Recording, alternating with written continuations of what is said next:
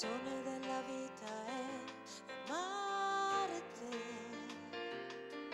adorarti e servirti e lodarti, oh Dio. Una cosa ho chiesto a te, Signore, e quella cercherò, che io dimori nella casa tua per sempre. Certo beni mi darai e benignità, poi davanti a me la mensa tu preparerai e con l'olio tuo mi ungerai, io traboccherò e per lunghi giorni nella casa tua vivrò, amare te, servire te, Signore, alzar le mani e lodare il nome tuo. Questo è il tutto della vita mia, altro bene io non troverò che amare te, servire te.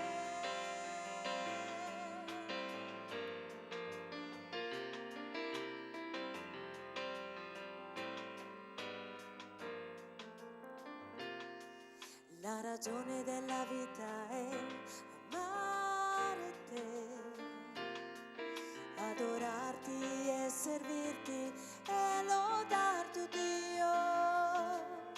Una cosa ho chiesto a te, Signore, e quella cercherò, che io dimori nella casa tua per sempre. Certo beni mi darai e benignità, poi davanti a me la mensa tu preparerai e con l'olio tuo mi ungerai ed io traboccherò e per lunghi giorni nella casa tua vivrò, amare te, servire te, Signore, alzar le mani e lodare il nome tuo. Questo è il tutto della vita mia, altro bene io non troverò che amare te, servire te.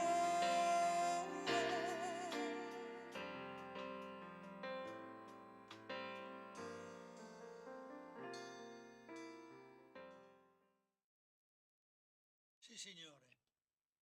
Sì, Signore, noi vogliamo lodare te e servire te questa sera con questa riunione. Con questa riunione che vuole essere una riunione di studio, uno studio che ci porterà dentro un capitolo, la conclusione di un capitolo della lettera ai Romani.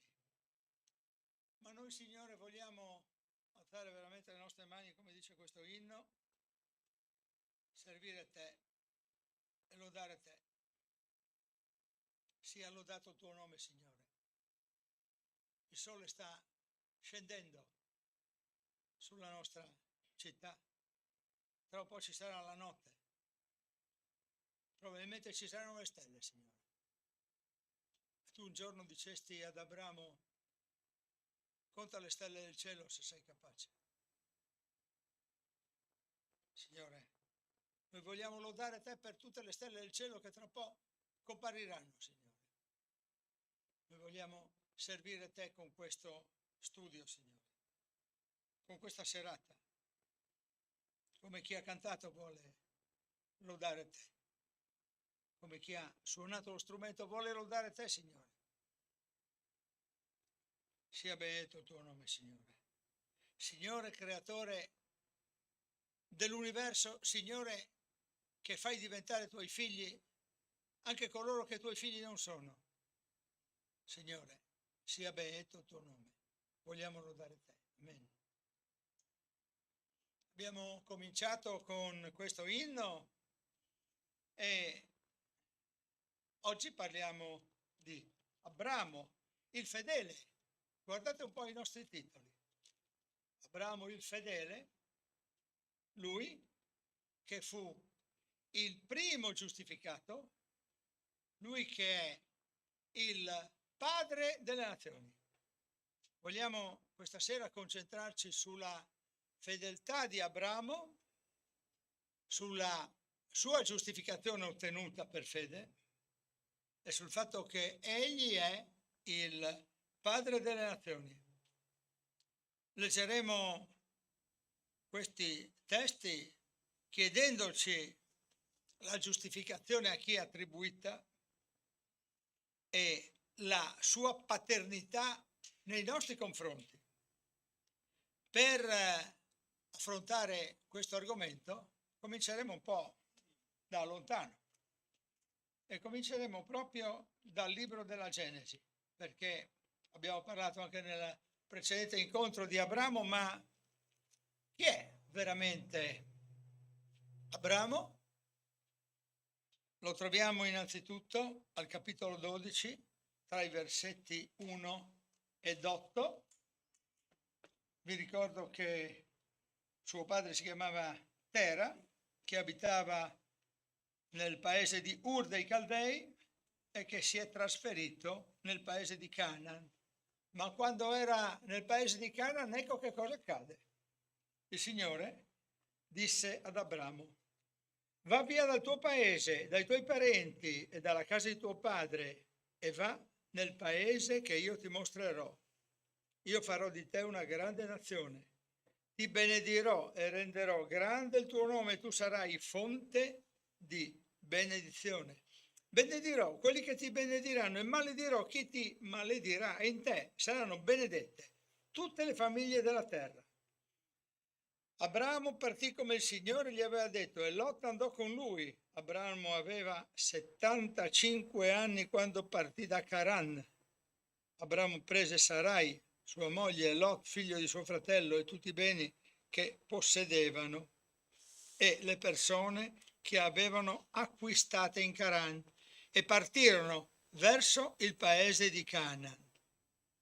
Giunsero così nella terra di Canaan e Abramo attraversò il paese fino alla località di Sichem, fino alla quercia di More. In quel tempo i cananei erano nel paese. Il Signore apparve ad Abramo e disse: io darò questo paese alla tua discendenza.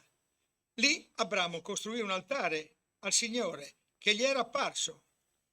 Di là si spostò verso la montagna a oriente di Betel e piantò le sue tende, avendo Betel a occidente e Ai ad oriente. Lì costruì un altare al Signore e invocò il nome del Signore. Quindi la parola parla di una carestia. E la parola mette in evidenza che Abramo finse che Sarai fosse sua sorella, perché il faraone la prende anche per sé, ma il Signore glielo impedisce. Il faraone restituisce Sara. Si parla della ricchezza di Abramo, si parla della separazione dal nipote Lot. E guardiamo un po' in Genesi 13, tra 14 e 18, che cosa accade. Il Signore parla ancora ad Abramo. Il Signore disse ad Abramo, dopo che Lot si fu separato da lui: alza ora gli occhi e guarda dal luogo dove sei, a settentrione, a meridione, a oriente, a occidente. Tutto il paese che vedi lo darò a te e alla tua discendenza per sempre, e renderò la tua discendenza come la polvere della terra, in modo che, se qualcuno può contare la polvere della terra, potrà contare anche i tuoi discendenti. Alzati, percorri il paese quanto è lungo e quanto è largo, perché io lo darò a te. Il secondo atto di obbedienza, il primo partito dal paese, il secondo levò le tende. La promessa è quella della discendenza e così due atti cultuali, un altare elevato a Betel e un altare alle querce di Mamre Hebron. Costruisce due altari. La parola parla poi di Abramo che sconfisse in guerra alcuni re che avevano rapito Lot. Fu benedetto da Melchisedec. E guardate ancora che cosa accade, sempre in Genesi, al capitolo 15, tra i versetti 1 e 6. Dopo questi fatti la parola del Signore, la terza volta, fu rivolta in visione ad Abramo dicendo: non temere, Abramo, io sono il tuo scudo e la tua ricompensa sarà grandissima. Abramo disse: Dio, Signore, che mi darai? Perché io me ne vado senza figli e l'erede della mia casa è Eliezer di Damasco. E Abramo soggiunse: tu non mi hai dato discendenza, ecco uno schiavo nato in casa mia sarà mio erede. Allora la parola del Signore gli fu rivolta dicendo: questi non sarà tuo erede, ma colui che nascerà da te sarà tuo erede. Poi lo condusse fuori e gli disse: guarda il cielo e conta le stelle, se le puoi contare. E soggiunse: tale sarà la tua discendenza. Egli credette al Signore, che gli contò questo come giustizia. Pensate un po', guardare il cielo stellato, quello che tra qualche minuto qui si vedrà sopra le case della nostra città di Udine, dalla quale vi stiamo parlando, e dire: conta le stelle del cielo.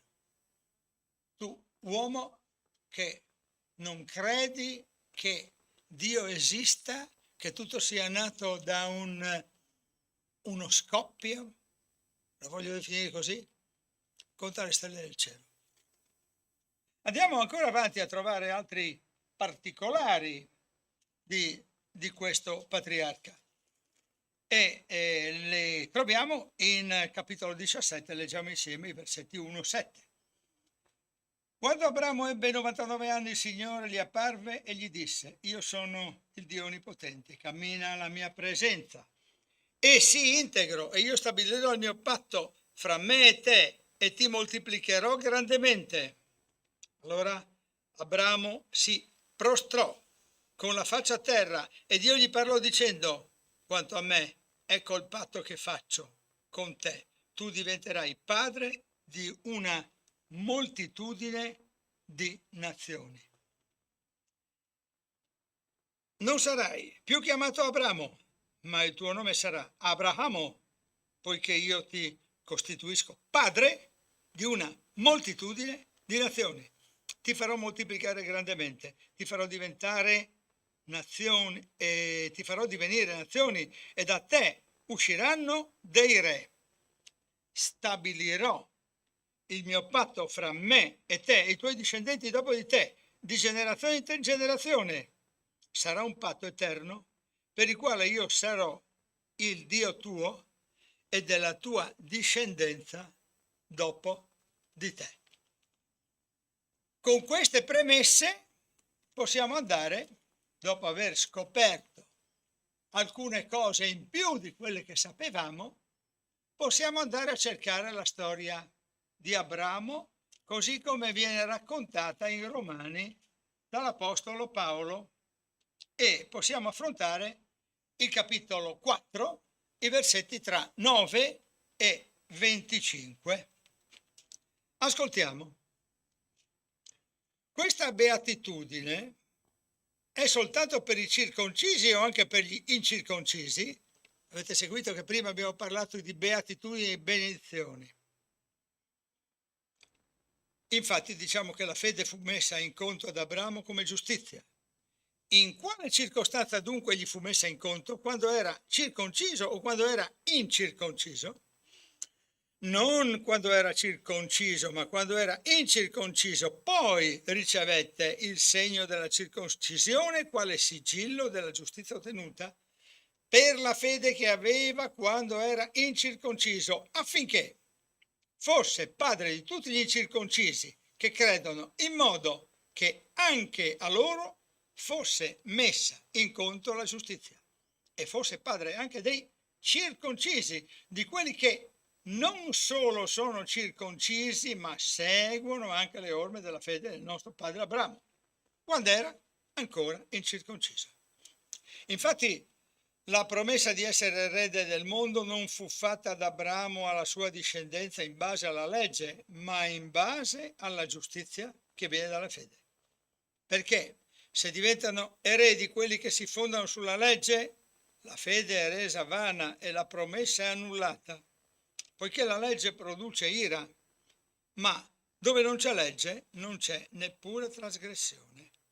Perciò l'eredità è per fede, affinché sia per grazia, in modo che la promessa sia sicura per tutta la discendenza, non è soltanto per quella che è sotto la legge, ma anche per quella che discende dalla fede d'Abramo. Egli è padre di noi tutti, come è scritto, io ti ho costituito padre di molte nazioni. Davanti a colui nel quale credette Dio che fa rivivere i morti e chiama all'esistenza le cose che non sono. Egli, sperando contro speranza, credette per diventare padre di molte nazioni, secondo quello che gli era stato detto, così sarà la tua discendenza. Senza venir meno nella fede, egli vide che il suo corpo era svigorito, aveva quasi 100 anni, e che Sara non era più in grado di essere madre. Davanti alla promessa di Dio non vacillò per incredulità, ma fu fortificato nella fede e diede gloria a Dio, pienamente convinto che quanto egli ha promesso è anche in grado di compierlo. Perciò gli fu messo in conto come giustizia. Or non per lui soltanto sta scritto che questo gli fu messo in conto come giustizia, ma anche per noi, ai quali sarà pure messo in conto, per noi che crediamo in colui che ha risuscitato dai morti, Gesù nostro Signore, il quale è stato dato a causa delle nostre offese ed è stato risuscitato per la nostra giustificazione. Questa è la parola di Dio. Amen. Che relazione, si chiede l'Apostolo, dunque potrebbe esserci tra il fatto che Abramo sia stato giustificato per fede e il rito della circoncisione? Questo punto potrebbe apparirci secondario, ma per gli ebrei è di massima importanza. La circoncisione è un segno visibile, anche se esterno, del patto di Dio con Abramo. Nessun non circonciso poteva reclamare il diritto di far parte del patto. Giudei e proseliti potevano avere diritti nei confronti di Dio. Parliamo pure di privilegi. Solo se circoncisi. Ora, qualche giudeo si sarà chiesto: poniamo pure il caso che la fede di Abramo venga considerata giustizia, giustificazione. È anche estensibile questa giustificazione alla sua progenie, ma questa progenie deve essere circoncisa. A questa obiezione Paolo risponde in modo abbastanza definitivo. In quale condizione Abramo è stato giustificato? Da circonciso o da incirconciso? Una sola è indiscutibile la risposta: da incirconciso. La circoncisione avvenne dopo e noi andiamo di nuovo a cercarla nel vecchio patto e la andiamo a cercare al capitolo 17 tra i versetti 10 e 14. Ascoltiamo. Questo è il mio patto che voi osserverete, patto fra me e voi e la tua discendenza dopo di te, ogni maschio tra di voi sia circonciso, sarete circoncisi. Questo sarà un segno del patto fra me e voi. All'età di 8 giorni ogni maschio sarà circonciso tra di voi, di generazione in generazione, tanto quello nato in casa quanto quello comprato con denaro da qualunque straniero e che non sia della tua discendenza. Quello nato in casa tua e quello comprato con denaro dovrà essere circonciso. Il mio patto nella vostra carne sarà un patto perenne. L'incirconciso, il maschio, che non sarà stato circonciso nella carne del suo prepuzio, sarà tolto via dalla sua gente. Egli avrà violato il mio patto. Ma quando Abramo fu circonciso, questa non fu che il segno esteriore di quella condizione di giusto che Dio aveva riconosciuto ad Abramo tempo prima. Abramo è il padre di tutti coloro che credono a Dio, che lo prendono in parola. Abramo è il padre degli incirconcisi perché lui stesso era non circonciso. Quando la sua fede fu contata come giustizia, fu accreditata. Ma è naturalmente padre dei circoncisi, ma non in base alla forma, ma in base alla sostanza, insomma, alla fede. Mi ripeto, in pratica, coloro che hanno creduto, la circoncisione non aveva dunque nulla a che fare con le promesse e le benedizioni molteplici fatte da Dio ad Abramo, con la legge, con il decalogo. Poi la giustificazione non aveva nulla a che fare perché la legge era venuta oltre 430 anni dopo la promessa. Ai Galati Paolo scrive al capitolo 3 al versetto 17: un testamento che Dio ha stabilito anteriormente non può essere annullato in modo da rendere vana la promessa dalla legge sopraggiunta 430 anni più tardi. Se dopo così tanto tempo la promessa fosse stata posta sotto la condizione della legge, tutta la base su cui essa poggiava sarebbe stata annullata. La promessa era promessa di benedizione con un adempimento futuro, il Vangelo. La legge mosaica pronuncia benedizione verso chi la osserva, ma anche maledizione per chi non la osserva. Ora è universalmente evidente che nessuno osserva pienamente la legge e allora la maledizione ha un peso superiore rispetto alla benedizione. La legge infatti produce ira, una tensione, una tendenza al peccato. Può esistere anche quando non ci sia alcuna legge, ma è solo la legge che certifica la trasgressione. Non c'è nessuna ricompensa per chi obbedisce alla legge. Per la trasgressione c'è una condanna. Non c'è nessuna coppa disciplina come nel calcio e negli sport di squadra dove esiste una coppa disciplina per chi osserva il regolamento meglio di altre società. Se voi andate per la strada, nessuno vi darà una ricompensa se seguite le norme che chiedono in centro di viaggiare a 50 km/h. La multa potrebbe capitare se non seguite queste indicazioni. Per la trasgressione c'è una condanna. La promessa ad Abramo è talmente piena di grazia che appartiene ad un regno totalmente diverso da quello della legge e degli esempi che abbiamo fatto. La giustificazione e tutte le benedizioni si basano sulla fede in Dio. Non sono un guadagno particolare. Come Dio si comportò con Abramo, si comporta anche con i discendenti di lui. Non ai discendenti naturali, soggetti agli obblighi di legge, ma ai discendenti spirituali. A coloro che seguono il suo esempio, a coloro insomma che hanno fede. Essi sono una moltitudine di nazioni, giudei e gentili. Abramo è il padre di tutti i credenti. E allora potremmo chiederci quale spessore possedeva la fede di Abramo. La fede in un Dio che porta i morti in vita, che chiama le cose che non esistono. Molti secoli più tardi Gesù resuscitò i morti. Voglio andare a un solo esempio che troviamo in Marco tra i versetti 35 e 42. Gesù parla, mentre parlava ancora, vennero dalla casa del capo della sinagoga dicendo: tua figlia è morta, perché incomodare ancora il maestro? Ma Gesù, udito quel che si diceva, disse al capo della sinagoga: non temere, soltanto continua ad aver fede, sottolineato, da me. E non permise a nessuno di accompagnarlo tranne che Pietro, Giacomo, Giovanni, fratello di Giacomo. Giunsero alla casa del capo della sinagoga ed egli vide una gran confusione, gente che piangeva e urlava. Entrato disse loro: perché fate tanto strepito e piangete? La bambina non è morta, ma dorme.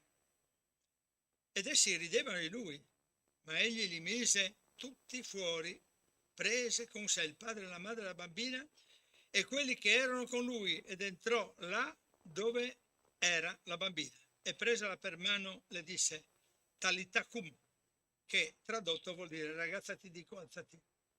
Subito la ragazza si alzò e camminava, perché aveva 12 anni, e furono subito presi da grande stupore. Resuscitò i morti, le cose che non esistono, abbiamo letto, sono portate all'esistenza. E qui torniamo al libro della Genesi, torniamo alle primissime pagine del libro della Genesi, proprio al capitolo numero 1. Leggiamo tra i versetti 14 e 26. Poi Dio disse: vi siano delle luci nella distesa dei cieli per separare il giorno dalla notte, siano dei segni per le stagioni, per i giorni e per gli anni. Facciano luce nella distesa dei cieli per illuminare la terra. E così fu. Poi Dio fece le due grandi luci, la luce maggiore per presiedere al giorno e la luce minore per presiedere alla notte, e fece pure le stelle. Dio le mise nella distesa dei cieli per illuminare la terra, per presiedere al giorno e alla notte e separare la luce dalle tenebre. Dio vide che questo era buono, fu sera, poi fu mattina, quarto giorno. Poi Dio disse: producano le acque in abbondanza esseri viventi e volino degli uccelli sopra la terra per l'ampia distesa del cielo. Dio creò i grandi animali acquatici e tutti gli esseri viventi che si muovono, e che le acque produssero in abbondanza, secondo la loro specie, e ogni volatile secondo la sua specie. Dio vide che questo era buono. Dio li benedisse dicendo: crescete e moltiplicatevi e riempite le acque dei mari e si moltiplichino gli uccelli sulla terra. Fu sera, poi mattina, quinto giorno. Poi Dio disse: produca la terra animali viventi, secondo la loro specie, bestiame, rettili, animali selvatici della terra, secondo la loro specie. E così fu. Dio fece gli animali selvatici della terra, secondo la loro specie, il bestiame, secondo le sue specie, e tutti i rettili della terra, secondo le loro specie. Dio vide che questo era buono. Poi Dio disse: facciamo l'uomo a nostra immagine e conforme alla nostra somiglianza, e abbia dominio sui pesci del mare, sugli uccelli del cielo, sul bestiame, su tutta la terra e su tutti i rettili che strisciano sulla terra. Bene, ci siamo trovati di fronte a questo Dio che fa esistere le cose che non sono, precedentemente al Dio che fa resuscitare dai morti.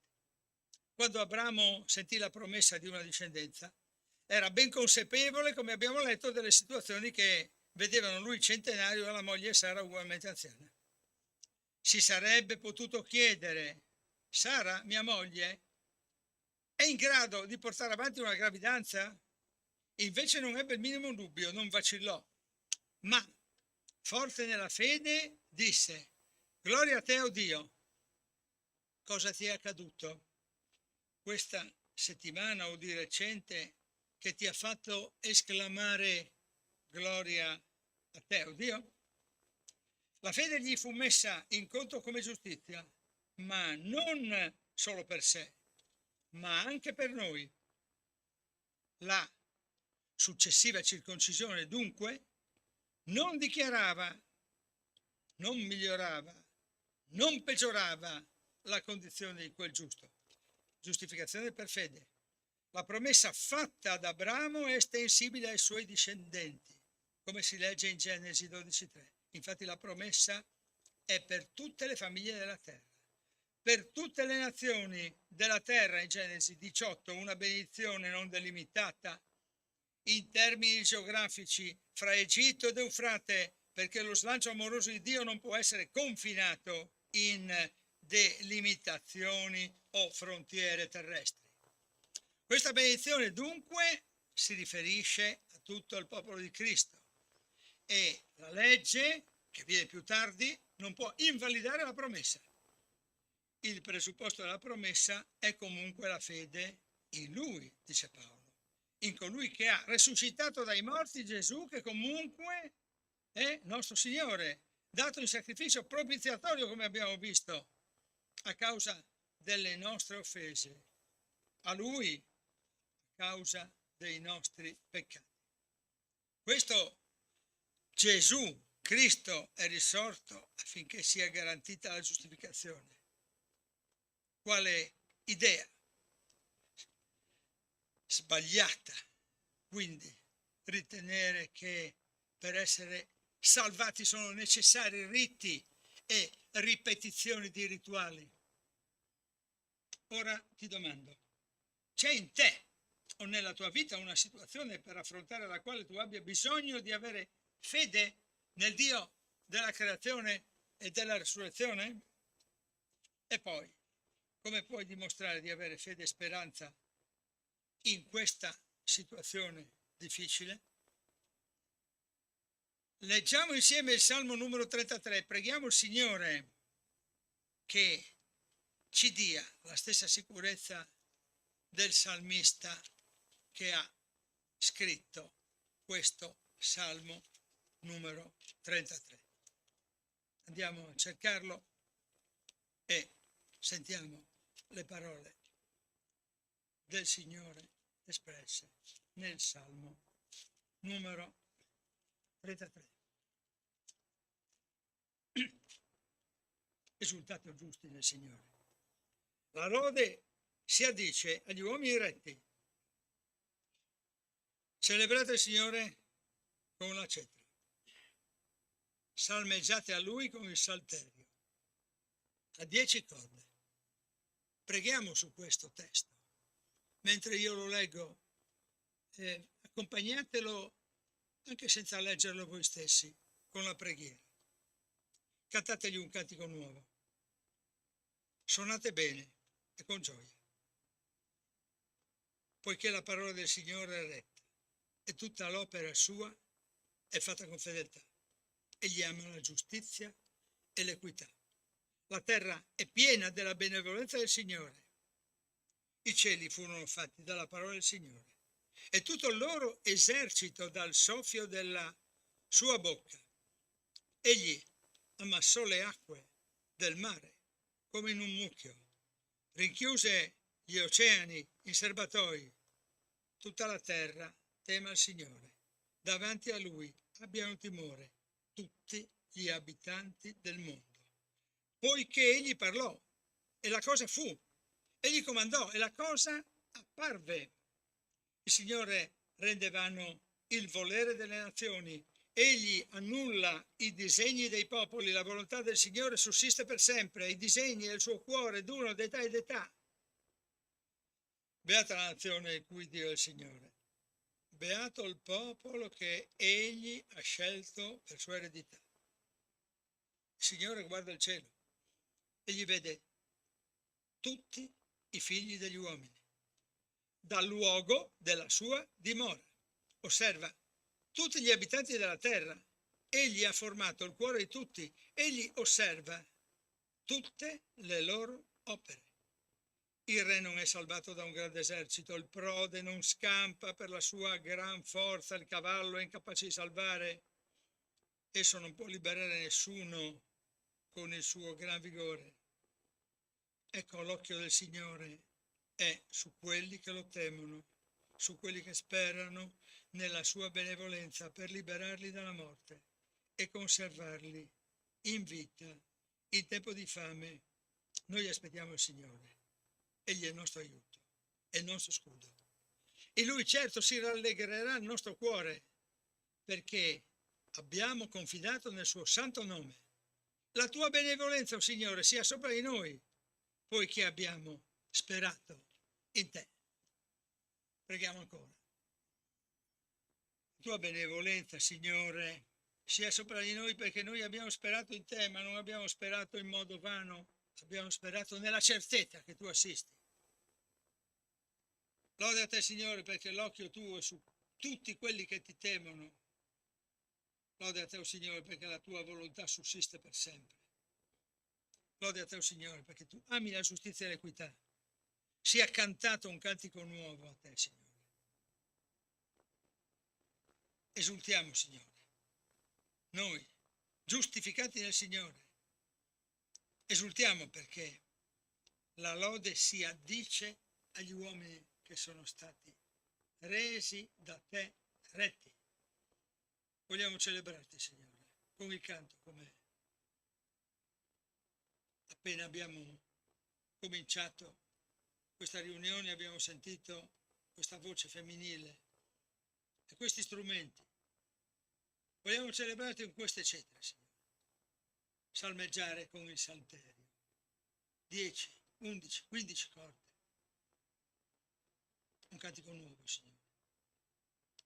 Un cantico nuovo a Gesù Cristo, perché la tua benevolenza, Signore, è sopra di noi. Amen. Ci salutiamo con questo ragionamento, con questa preghiera e rimaniamo in collegamento per la seconda fase della nostra riunione del venerdì. Se qualcuno desidera entrare in contatto con noi, ci sono dei segnali che sono stati posti e ci potete trovare. Siamo la Chiesa Cristiana Evangelica di Udine, risiediamo in via Croazia, nella città di Udine, appunto. Buona serata.